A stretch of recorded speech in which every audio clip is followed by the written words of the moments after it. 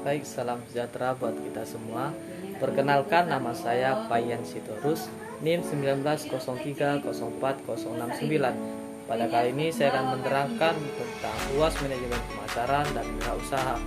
Baik, kita masuk ke materi, yaitu tentang pemasaran internasional yang diambil dari pertemuan 9 sampai dengan 10. Nah, pemasaran internasional adalah kegiatan pemasaran yang melewati batas-batas lebih dari satu negara. Pemasaran internasional merupakan penerapan konsep, prinsip, aktivitas, dan proses manajemen pemasaran dalam rangka penyaluran ide, barang, atau jasa perusahaan kepada konsumen di berbagai negara. Pasar internasional adalah pasar yang membeli dan menjual produk dari beberapa negara. Pasar internasional melampaui ekspor ke pasar dan menjadi lebih terlibat dalam lingkungan pemasaran di negara-negara tempat suatu organisasi melakukan bisnis. Nah, mengapa suatu perusahaan perlu menjalankan manajemen pemasaran internasional? Baik, maka akan saya jelaskan manajemen pemasaran internasional itu diperlukan suatu perusahaan jika perusahaan tersebut ingin mengembangkan strategi pemasar yang cukup luas secara internasional. Tentunya perusahaan tidak ingin stok dalam aktivitasnya, bukan hanya dalam pemasaran, namun juga dalam operasional dan mendapatkan profit yang lebih dalam menjangkau target pasar. Namun, untuk mencapai sesuatu yang besar harus dimulai dari hal-hal kecil. Begitupun dalam pemasaran internasional ini. Nah, untuk mencapai pemasaran yang lebih luas, suatu perusahaan juga tidak mengabaikan yang namanya pemasaran lokal terlebih dahulu. Saya akan menjelaskan hal-hal yang harus diperhatikan dalam manajemen pemasaran internasional agar mencapai target pemasaran. Nah, yang pertama itu menentukan rumusan strategi yang akan digunakan. Sebelum Anda terjun langsung ke dalam dunia pemasaran internasional, alangkah lebih baiknya jika perusahaan Anda harus mempersiapkan diri atau menguasai strategi pemasaran tersebut, agar apa yang menjadi tujuan atau langkah lebih terarah dan mempunyai landasan beberapa langkah manajemen pemasaran internasional, yaitu mengetahui keadaan lingkungan internasional, mempunyai tujuan yang jelas serta kebijakan.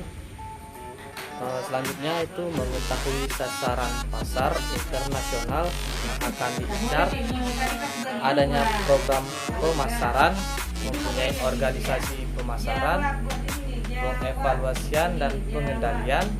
Yang nomor 2 itu strategi yang digunakan dalam pemasaran internasional. Baik, pada kesempatan kali ini saya akan menerangkan tentang ekspor, yaitu produk hampir sama dengan menjual produk di luar tempat bisnis Anda saat ini. Baik, saya akan menjelaskan tentang ekspor. Melakukan ekspor produk hampir sama dengan menjual produk di luar tempat bisnis Anda saat ini. Selanjutnya ada lisensi. Lisensi adalah strategi yang mana Anda memperbolehkan perusahaan asing memproduksi barang-barang mereka dengan produk dan merek milik kita. Nah, selanjutnya kita akan masuk ke fencing, dengan cara membuat perjanjian dengan pihak kedua bahwa akan digunakan bisnisnya. Selanjutnya itu kontrak manufacturing, di mana perusahaan Anda mengadakan peraturan kontrak bahwa perusahaan Anda bersedia memproduksi barang bagi perusahaan lain.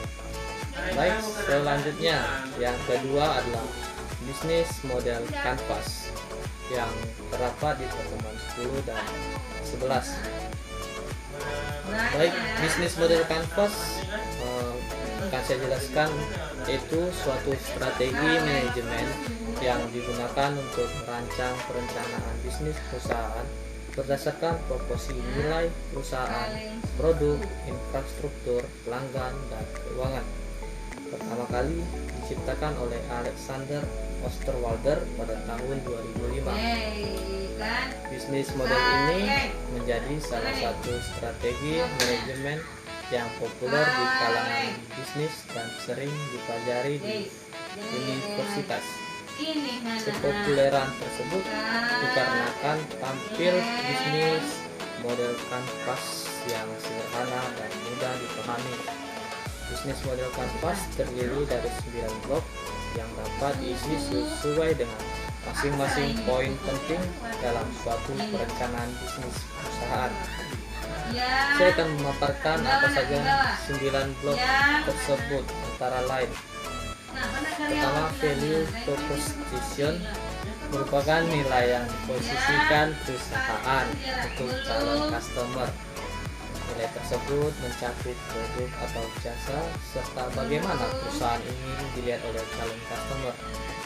Nah, yang kedua itu customer segment. Dalam suatu bisnis, customer menjadi salah satu komponen penting dari customer suatu perusahaan.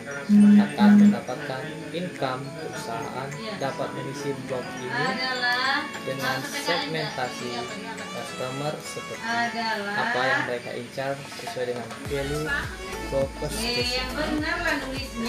3. Channel. Setiap perusahaan memerlukan saran atau cara untuk menyampaikan jasa atau produk mereka kepada customer. Channel merupakan sarana atau cara untuk menyampaikan jasa atau produk kepada customer sesuai dengan segmen yang ditentukan sebelumnya. Baik, selanjutnya customer relationship. Di dalam lingkup ini yang dinilai adalah bagaimana menjalin hubungan dengan pelanggan agar customer tidak mudah berpaling ke bisnis lain. Maka sangat penting untuk menjalin hubungan yang baik dengan customer. Selain itu, diperlukan juga untuk pengawasan yang ketat dan intensif dalam customer relationship. Nah, selanjutnya yaitu key activity. Ada banyak aktivitas yang harus dilakukan perusahaan dalam menghasilkan produk atau jasa serta bertahan di tengah kompetisi.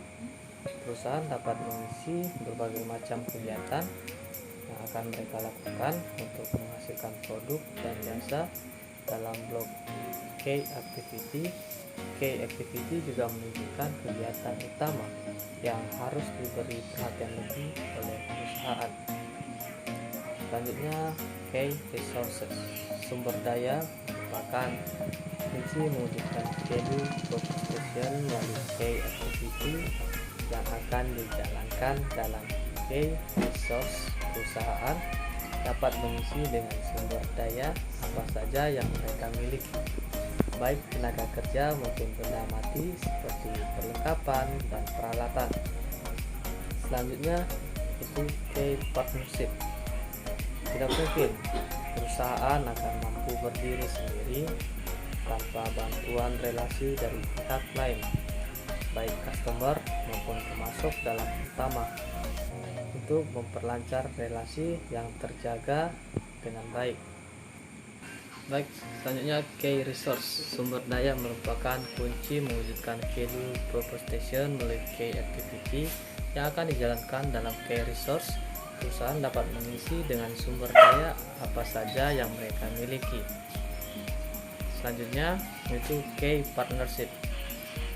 Nah, saya akan menjelaskan tentang key partnership. Tidak mungkin perusahaan akan mampu berdiri sendiri tanpa bantuan relasi dari pihak lain, baik customer maupun pemasok bahan utama, untuk memperlancar relasi yang terjaga dengan baik. Perencanaan bagaimana relasi akan berjalan ketika eksekusi bisnis. Key resource dapat diisi dengan pihak-pihak mana saja yang harus diajak bekerja sama untuk mencapai tujuan. Selanjutnya yaitu revenue stream. Selain kegiatan penting yang telah dijabarkan dalam key activity, perusahaan harus menentukan bagaimana mereka akan mendapatkan profit atau keuntungan dari key activity yang akan berjalan berdasarkan value proposition. Oke, selanjutnya cost structure. Tidak hanya mendapatkan keuntungan, perusahaan harus mengeluarkan sejumlah biaya untuk menjalankan bisnis dan mendapatkan keuntungan. Cost struktur meliputi jenis biaya yang sekiranya akan dikeluarkan ketika bisnis telah berjalan. Nah, contoh biaya tersebut antara lain biaya sewa tempat, internet, listrik, dan sebagainya. Dengan pengelolaan pengeluaran yang akurat, bisnis akan lebih efisien dan terhindar dari risiko kerugian. Selanjutnya, saya akan membahas tentang mengembangkan strategi dan program penetapan harga pada pertemuan ke-13. Harga mempunyai banyak bentuk dan melaksanakan banyak fungsi. Untuk itu, penetapan suatu harga adalah ide yang relatif modern yang timbul bersama perkembangan perdagangan eceran skala besar pada akhir abad ke-19. Nah, kebijakan penetapan harga ini dikarenakan menyamakan penjualan banyak barang dan pengawasan pada karyawan. Oke, selanjutnya itu menetapkan harga. 1. Memilih tujuan penetapan harga, memutuskan di mana perusahaan memposisikan penawaran pasarnya, mengejar kemampuan bertahan seperti melebihkan kapasitas, mengantisipasi persaingan yang ketat seperti keinginan konsumen dan lain-lain, memaksimalkan laba saat ini. Selanjutnya menentukan permintaan, memperkirakan permintaan untuk memahami apa yang mempengaruhi sensitivitas harga, memperkirakan kurva permintaan dengan metode survei, eksperimen harga, analisis statistik. Selanjutnya memperkirakan biaya. Nah, memperkirakan biaya tetap dan biaya variabel serta tingkat produksinya, membuat penurunan biaya rata-rata terhadap pengalaman produksi terakumulasi dengan kurva pengalaman atau kurva pembelajaran, yaitu produksi terakumulasi. Dan yang terakhir, kita akan membahas tentang mengelola organisasi pemasaran pada pertemuan ke-14. Mengorganisir Departemen Pemasaran. Departemen pemasaran modern dapat diatur dengan beberapa cara berbeda, terkadang tumpang tindih secara fungsional, geografis, berdasarkan produk atau merek, berdasarkan pasar, atau dalam matriks. Yang pertama itu ada organisasi fungsional dalam bentuk organisasi pemasaran yang paling umum. Spesialis fungsional melapor kepada wakil presiden pemasaran yang mengkoordinasikan aktivitas mereka. Nah, yang kedua, organisasi geografis. Perusahaan yang menjual di pasar nasional seringkali mengatur tenaga penjualan di sepanjang garis geografis. Yang ketiga, organisasi manajemen produk atau merek. Perusahaan yang memproduksi berbagai produk dengan merek seringkali membentuk organisasi manajemen produk. Ini tidak menggantikan organisasi fungsional tetapi berfungsi sebagai lapisan manajemen lain. Nah, yang keempat, organisasi manajemen pasar. Manajer pasar adalah staf atau bukan ini orang dengan tugas seperti manajer produk. Mereka mengembangkan rencana jangka panjang dan tahunan untuk pasar mereka dan nilai dari pertumbuhan profitabilitas pasar. Baik, mereka. Mungkin itu saja yang bisa saya jelaskan tentang materi UAS Manajemen Pemasaran dan Wirausaha. Lebih dan kurang saya mohon maaf apabila ada kesalahan dalam pengucapan, karena saya adalah manusia yang biasa yang tidak luput dari kesalahan. Terima kasih dan salam sehat.